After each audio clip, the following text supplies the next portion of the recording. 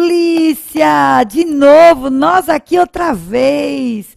Vamos começar, né, a aprender administração para a polícia, né? Ser agente, né? E aí temos que aprender um pouquinho de administração, porque sempre rolam umas perguntinhas de administração, umas assertivas de administração, tá certo? E o que a gente vai ver? A gente vai trabalhar os assuntos de administração que caíram no concurso da polícia passado, de agente administrativo, tá?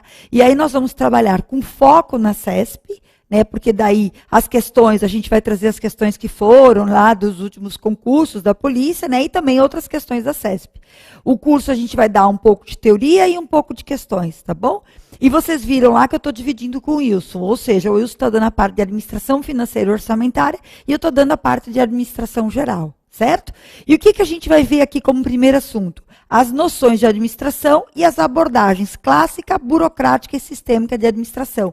Na verdade, pessoal, isso aqui é o nascedouro de toda a história da administração. São as escolas de administração, né? E aí, quando a gente fala em noções de administração, a gente vai, né, perguntar o que é administração, né? É a ciência que estuda as organizações, né, e desenvolve teorias para explicar os fenômenos organizacionais. E é através da administração que a gente permite que as organizações usem seus recursos para obter resultados. Ou seja, a administração é a ciência que permite que as organizações usem da melhor forma os seus recursos para obter o resultado, tá certo? E a administração, ela nasce, pessoal, lá nos idos do início do século XX, nos idos de 1900.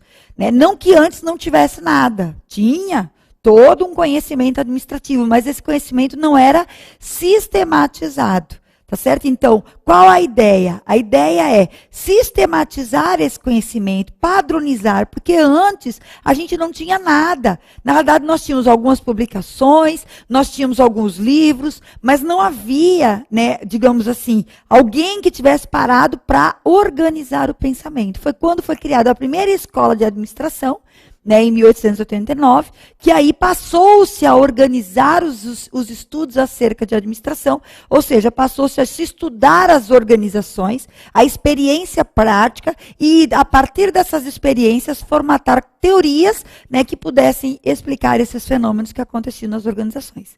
Daí nasce a primeira teoria da administração, chamada de teoria clássica de administração. E aí foram dois autores, um nos Estados Unidos e outro na França, que trouxeram aí as grandes contribuições, né, para inaugurar essa ciência da administração, tá certo? Que é o que a gente vai começar a ver agora, né, que é chamada de abordagem clássica. E a nossa abordagem clássica, que foi a primeira, digamos assim, a primeira escola, primeira teoria da administração, né, ela vai ter, né, como grandes pensadores, o primeiro, Taylor, que vai, né, trazer a ideia de administração científica, né, foi Taylor, na realidade, que iniciou a administração como ciência, né, então, esse autor foi um dos primeiros estudiosos acerca das organizações, e ele ia para o chão de fábrica para estudar como que deveriam ser executadas as tarefas. Ou seja, o estudo de Taylor foi em cima das tarefas que eram desempenhadas pelos operários, tá certo? E aí ele estudava as tarefas, como os operários estavam fazendo aquelas tarefas, para saber qual a melhor forma de fazer. Vocês imaginam, no início do século XX, né, que estava nascendo aí a era das máquinas, e o homem, ele servia como mão de obra, né? O homem era um trabalhador braçal, né? Servia como mão de obra nessas indústrias, né? E aí, o que Taylor tinha que fazer? Ele queria estudar, né, qual era o melhor movimento para fazer, né, naquela tarefa, e quanto tempo levava para fazer aquele movimento, para daí escolher o melhor movimento para que, a partir dali, se padronizasse os movimentos, tá certo? Então, a gente diz que Taylor estudou a menor parte da administração, ou seja, estudou as tarefas. E Fayol, né, que é um dos grandes mentores da escola clássica de administração, ele já tinha uma visão diferenciada. Ele olhava para a organização sob o ponto de vista da estrutura, ou seja, né, como que as pessoas estavam organizadas dentro daquela organização, organizadas, como que as pessoas estavam estruturadas, ou seja, quem mandava em quem estava subordinado a quem, tá certo? Então, a ideia dele era a melhor forma de estruturar para que pudessem desempenhar melhor as tarefas, tá certo? Então, essa era a visão que a gente tinha, né, de Taylor e Fayol. E aí, pessoal, como nesse período, né, a gente tinha, ou antes disso, né, a gente só tinha conhecimento informal, né, essas escolas, tanto a administração científica quanto a escola clássica, elas tiveram uma preocupação, né, estudar a organização formal, que aqui é a primeira palavrinha do bem. Ó, presta atenção, polícia, numa coisa, né? Porque eu chamo de polícia porque normalmente quem faz concurso para polícia, né, só quer polícia, né? É polícia rodoviária, é polícia federal, é polícia civil, não importa, mas o cara só quer polícia, né? Assim, né? O cara é paixão, né, para ser policial, né? E vocês ficam fazendo aí, né, os vários concursos que surgem nessa área, né? Ó, presta atenção. Quando eu falo em organização formal, né, você estudou lá no direito administrativo. O que é formal? É aquilo que está expresso, é aquilo que está documentado, aquilo que está legalizado, aquilo que está legitimado. A organização formal é exatamente aquela organização legitimada, é aquela organização expressa, aquilo que está escrito, documentado. O que é informal? Informal, gente, é aquilo que é tácito. É aquilo que não está documentado, que não está legalizado. São as relações entre as pessoas. Né? Então, que o diretor se relaciona lá com o boy que joga futebol no final de semana. Né? E que aí permite, por exemplo, né, trocar informações com o boy. Esse tipo de informação que chega a algum resultado é o que a gente chama de organização informal. Isso não aparece em lugar nenhum. E tem mais, isso é o que a gente tinha antes de criar essa escola de administração. Então, antes da gente inaugurar a abordagem clássica, todo o pensamento administrativo era informal, não era sistematizado. Então, a escola clássica só vai se preocupar com as organizações formais, ou seja, com aquilo que está expresso, e vai tentar documentar tudo que está expresso. Tá bom? Dentro de uma visão mecanicista, gente. O que é uma visão mecanicista? Do homem-máquina. O homem era uma máquina. Sabe aquele filme de Tempos Modernos de Charlie Chaplin? É um exemplo para essa escola. É exatamente isso. Aquele filme foi tirado desse momento. É uma apologia a este momento aqui, né, das escolas, da escola de administração, da escola clássica. Tá? Que, na realidade, o que Charlie Chaplin fazia? Apertava parafuso, ou seja, ele tinha que andar de acordo com a velocidade da máquina, né? Então ele tinha que estar apertando parafuso conforme a máquina ia passando, tá certo? E a gente dizia que a visão, né, do homem era uma visão de um homem apático, vamos dizer assim, um homem indolente, um homem egoísta e um homem que só se motivava por recompensas materiais.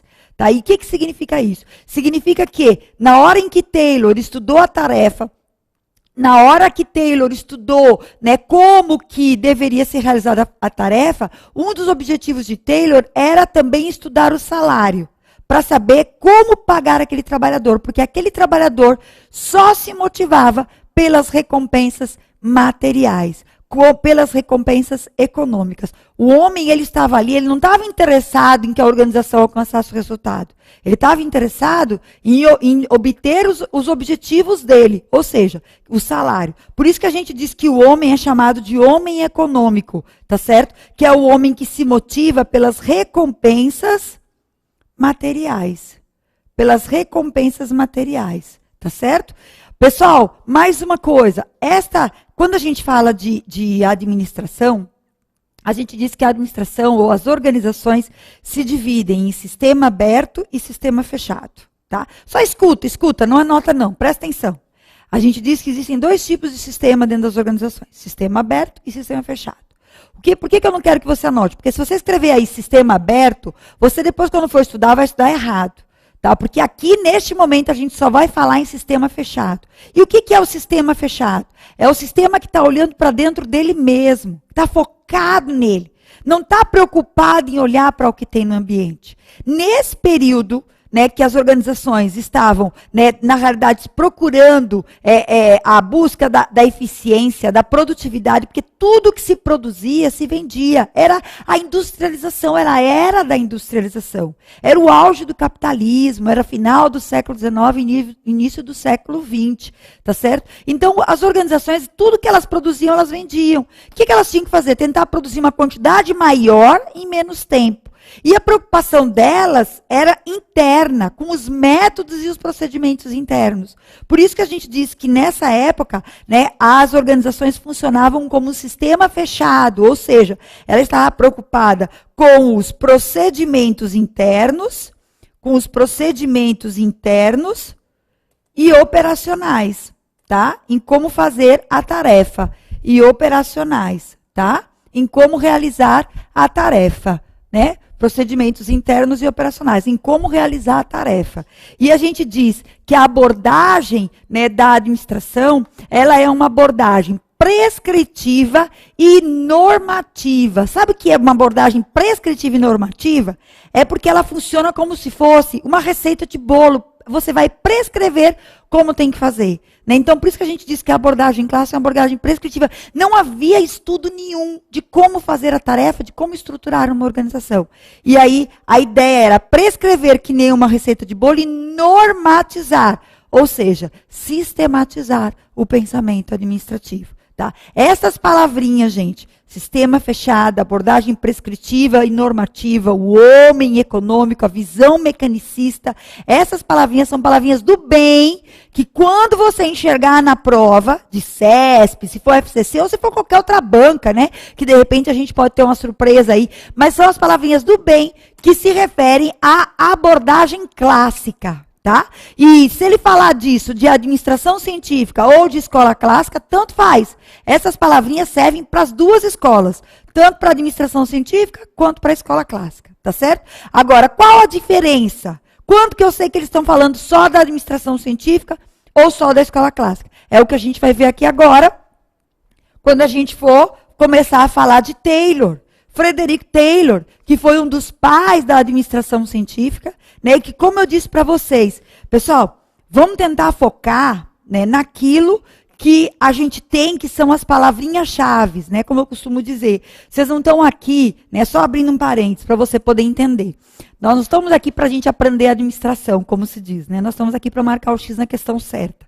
E aí, né, qual é o objetivo? Né? É tentar mostrar para você como que você encontra, se for CESP, né, que tem todo aquele lado interpretativo, como que você encontra o caminho para você dizer, bom, isso está certo ou isso está errado. Se for FCC, também é a mesma coisa. Se for outra banca, também essas palavrinhas servem, tá certo? Então, o objetivo da gente é esse, tá? Por exemplo, como eu acabei de dizer agora, se disser que a escola clássica ela estuda o sistema fechado, se volta para a eficiência, tem uma visão mecanicista do homem econômico, está usando todas as palavrinhas do bem, tá certo? Então, a ideia é que você conheça, né, aquilo que caracteriza cada uma dessas escolas, né, para que você, na hora, possa marcar certo ou errado ou X na alternativa correta. Tá? E aí, voltando, né, vamos falar de Taylor, né? Então, Taylor, gente, a gente já falou agora há pouco que ele estourou as tarefas. A tarefa, pessoal, é a menor parte desempenhada dentro de uma organização, dentro de uma empresa. Que, por exemplo, quando a gente chegou aqui hoje, a gente ligou o computador, ligou o ar-condicionado, né, abriu o material, tá certo? Botou o microfone, ou seja, várias tarefas vão formar a atividade aula. Depois a gente vai gravar um bloco, 2 blocos, 3 blocos, 4 blocos. Então, várias tarefas formam a atividade aula, certo? E as várias aulas vão formar o processo como um todo. Ou seja, o que é o processo? É a soma de atividades. E o que é uma atividade? É a soma de tarefas, tá? Então, o que Taylor estudou? A forma de fazer a tarefa. Ou seja, ele estudou os métodos de trabalho. E ele ficava com um cronômetro, né, do lado do trabalhador para medir o tempo padrão que esse trabalhador levava para fazer aquela tarefa. Então, ele conseguia, vocês vão ver, daqui a pouco eu vou mostrar, o melhor caminho para fazer a tarefa. Tanto que ele criou as organizações racionais do trabalho, ou seja, ele racionalizou de forma que ele tinha um método de trabalho que era feito da forma mais rápida, porque ele estudava. Por exemplo, vamos imaginar que aqui tem a máquina e ali atrás tem outra. Então, o trabalhador tinha que pegar, então ele tinha que andar 2 passos, certo? Para pegar. O que ele fez? Não, está demorando. Aí ele pegou a máquina, trouxe aqui para perto, em vez de o trabalhador andar, ele só fazia esse movimento. Então ele conseguiu mais rápido. Então ele trouxe o equipamento para perto. Então ele estudava o tempo padrão. Para que isso, gente? Para, primeiro, economizar o esforço físico do trabalhador. Você imagina, o trabalhador era braçal, era o início da era da máquina, era o trabalhador quem carregava, né, toda a linha de produção. Então, quanto mais ou quanto menos o trabalhador se esforçasse, mais energia ele teria para produzir mais, tá certo? E a ideia de Taylor era, quanto um trabalhador produz e quanto que eu vou pagar de salário para ele? Ou seja, qual a capacidade de produção e qual o salário que eu vou pagar para que tenha uma relação equânime? Então, quando falar em prova de concurso, a escola que estudou o salário, inclusive, foi Taylor que criou o que a gente chama hoje de gratificação por produtividade. Né? O que é a gratificação por produtividade? É a gratificação que a gente paga de acordo com o que a gente produz. Por quê? Porque ele queria que, como o homem era egoísta, né? Lembra que eu falei, apático, ele não estava interessado nos objetivos da organização e sim no salário dele, o que Taylor tinha que fazer para motivar esse homem? Para que ele produzisse mais, para que a gente conseguisse o máximo de eficiência. Pagar de acordo com o que ele produzisse. Porque ele sabia, se ele trabalhasse 5 horas e fizesse 10 tarefas, e trabalhasse as 5 horas e fizesse 5, e ganhasse a mesma coisa, por que ele ia fazer 10 tarefas? Ele faria 5, não é verdade? Então, o que Taylor pensou? Ele descobriu quantas tarefas o empregado poderia fazer, para saber qual o salário que ele deveria pagar. Então, se ele estudou tarefa, que é a menor parte, a gente diz que Taylor tinha uma visão de baixo para cima, das partes para o todo. Tá certo? E como eu disse, né? E esse estudo dele deu origem ao que a gente chama the best way. O melhor caminho para a realização da tarefa. The best way. E aí, essa ideia trouxe o que a gente chama de organizações racionais do trabalho. E as organizações racionais do trabalho são as organizações exatamente que vão, né, definir qual o melhor caminho, qual a melhor tarefa, qual o melhor método no menor tempo para que o trabalhador possa realizar. E esse estudo deu origem ao que a gente chama de estudo de tempos e movimentos e métodos de trabalho. Estudo de tempos e movimentos é um estudo racional que vai dizer o tempo para aquele movimento. Para que Taylor pudesse te mencionar o salário do trabalhador. Tá certo? A base disso tudo, minha gente, é o que a gente chama de trabalhador especializado. Sabe o que é um trabalhador especializado? Pergunta assim, qual a tua especialização? Eu estou perguntando, qual a tua função? Aí você diz assim, olha, minha especialização eu sou especialista de dedo, mindinho do pé, por exemplo. Tá certo? Eu sou especialista em administração pública. Então, essa é a minha função. Essa é a minha especialização. A ideia é que, quanto mais especializado fosse o trabalhador, mais ele faria aquela tarefa, ou seja, ele faria aquela tarefa de forma repetitiva, contínua, e aí ele aprenderia a fazer tão bem feito que ele alcançaria o máximo de eficiência. Então, a ideia era especializar cada vez mais. Por isso que naquele filme de Tempos Modernos, a gente vê Charlie Chaplin apertando parafuso, só apertando parafuso. Tanto que quando ele sai para ir no banheiro, ele sai com aquele movimento repetitivo. De tanto que ele faz isso no dia. Porque a ideia era o quê? Que ele alcançasse o máximo de eficiência. Ele faria aquilo de tantas vezes, de forma tão repetitiva, que ele aprenderia a fazer tão bem feito e tão rápido, que ele alcançaria o máximo de eficiência. Então, a divisão de trabalho era a especialização. Fora isso, para que ele conseguisse o máximo de eficiência, também se padronizou os instrumentos de trabalho. Veja que coisa interessante. Presta atenção, vê que babado lindo. Ford foi um dos primeiros idealizadores e foi um dos seguidores de Taylor, né, a implantar todas essas ideias de Taylor na primeira montadora de automóveis, que vamos dizer assim, popular. Por quê? Porque à época existia carros feitos de forma artesanal, caríssimos. Coisa para rico, Rolls Royce, coisas desse tipo. E o que Ford fez? Ele implantou, gente, o que a gente chama de trabalhador especializado, e ele padronizou as peças de trabalho. Tem uma história que os livros contam que ele produzia motores de 4 cilindros, não sei o que é isso. Motor de 4 cilindros. Ele produzia os cilindros separados e depois, na hora de juntar, as coisas não encaixavam, as bitolas não encaixavam. E aí, o que ele fez? Ele padronizou as ferramentas, os instrumentos e os materiais de trabalho. De forma que, na hora de montar, as coisas encaixassem. Minha gente, com essa simplicidade, ou seja, com a especialização do trabalhador, com a padronização dos instrumentos de trabalho e com o que ele inventou, que foi a linha de montagem móvel. A linha de montagem móvel é uma coisa que até hoje é utilizada na indústria automobilística. O que ele pensou? Em vez do trabalhador andar de carro em carro, por exemplo, botando maçaneta em carro. Maçaneta, botando fechadura, né? Em vez do trabalhador vai lá e coloca a fechadura no carro, aí corre para outro carro e bota a fechadura, e corre para outro carro e bota a fechadura, o que ele fez? Ele criou a linha de montagem móvel. Em vez do trabalhador andar, que aí gastava energia, o carro é que vem na linha de montagem, tá certo? O carro é que circula, né? E aí o carro fica um tempo ali, que é o tempo que o trabalhador leva para colocar a fechadura do carro, tá certo? E aí volta a andar de novo, ou seja, tudo cronometrado. Com essa história, para você ter uma ideia, veja que o ganho de eficiência. Contam os livros que um motor que era montado antes de tudo isso, do trabalhador especializado da padronização, em 12 horas e 28 minutos, passou a ser montado em 1 hora e 23 minutos. Vejam que ganho de eficiência. Como que você conseguia baixar o custo da produção de um carro desse só com a montagem do motor, tá certo? Você conseguiu reduzir, né, dessa forma. Então, vejam, especialização, divisão de trabalho, porque a ideia é eficiência. E além disso, né, foi nessa escola que a gente começou a seleção científica do trabalhador. O que significa isso? Né?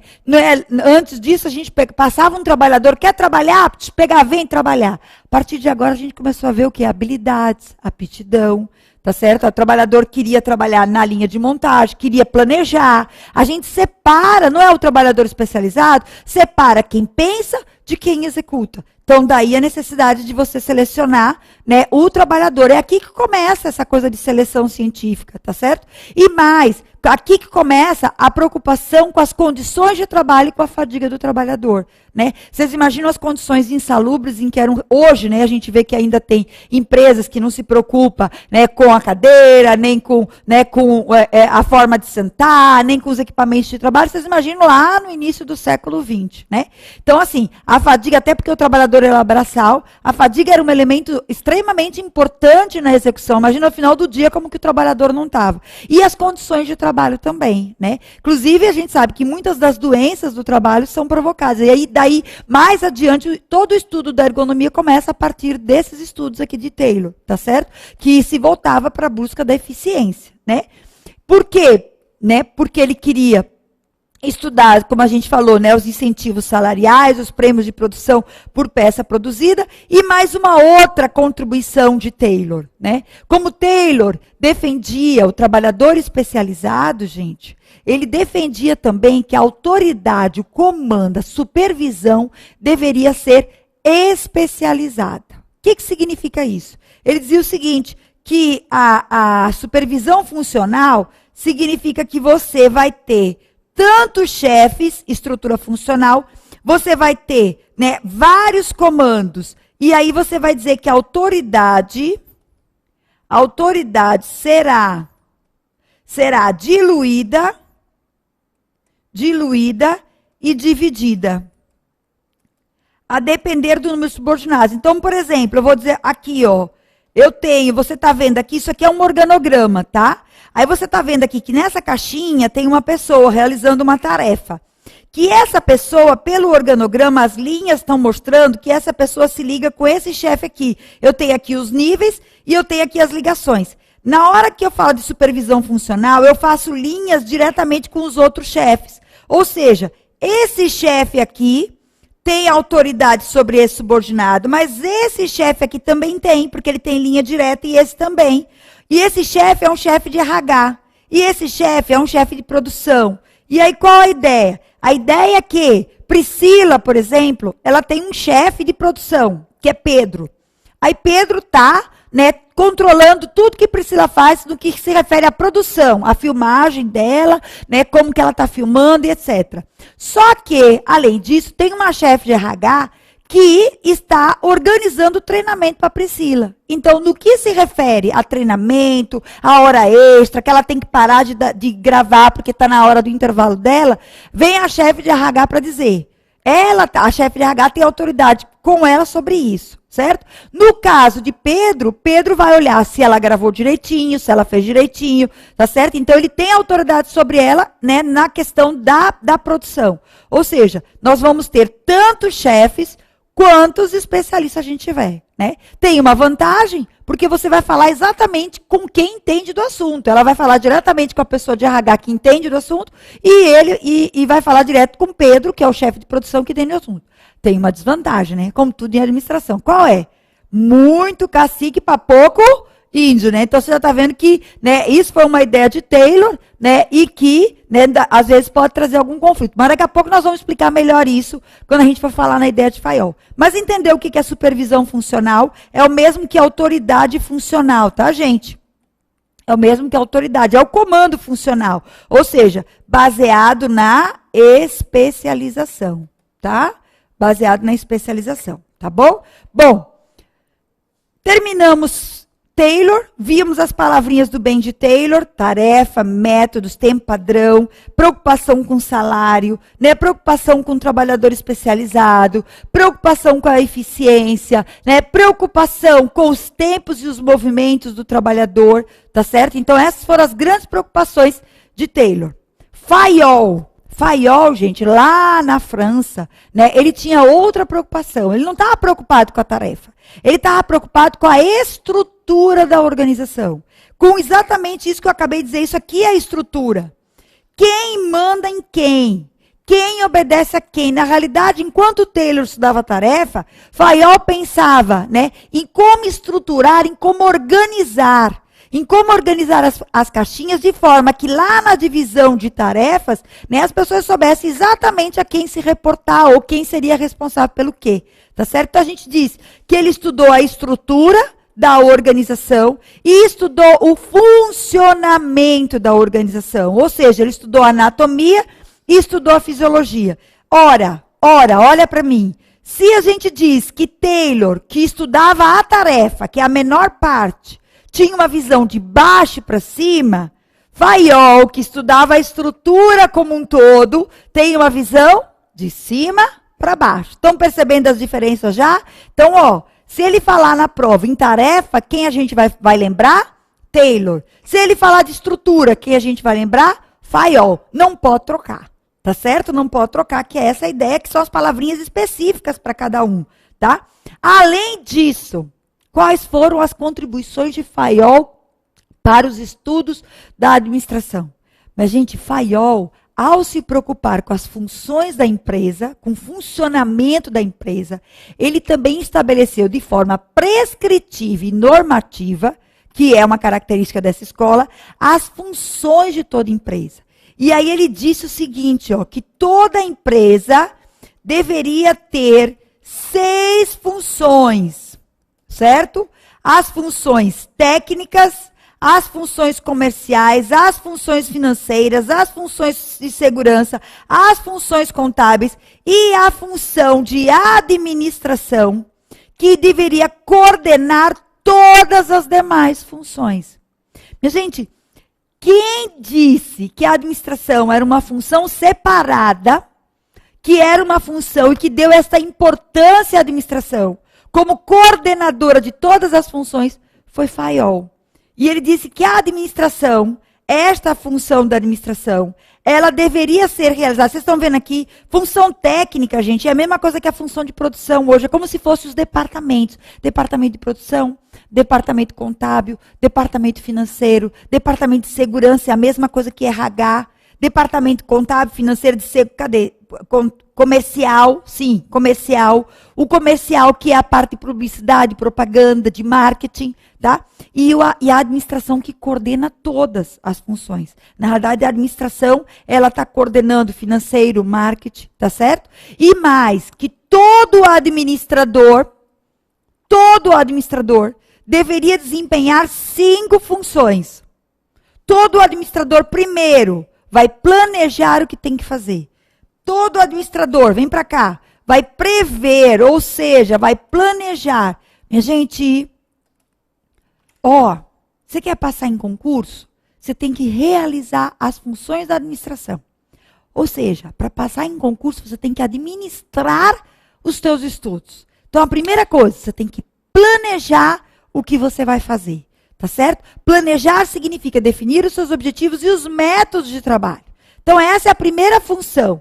Daí você vai planejar e depois você vai organizar. Aí você planejou, vou fazer um curso no SERS, um curso online. Aí você vai organizar a estrutura. Bom, para fazer o curso, eu vou assistir a aula de noite e vou estudar de madrugada, porque de manhã eu vou trabalhar.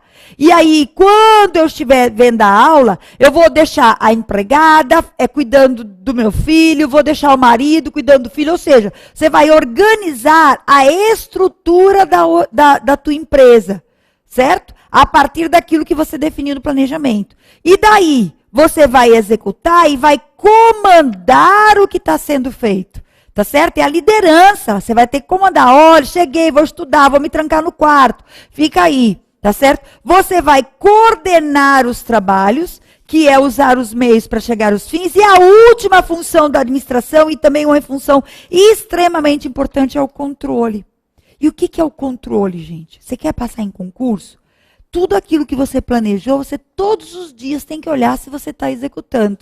O controle é a função que, na realidade, verifica se aquilo que foi planejado está sendo realizado, para poder corrigir os desvios.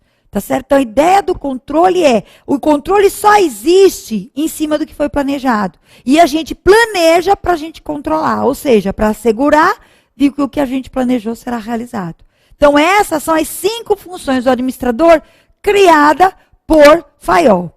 No próximo bloco, a gente ainda tem mais uns detalhezinhos para falar de Fayol para a gente fechar esse assunto. Já, já, a gente volta.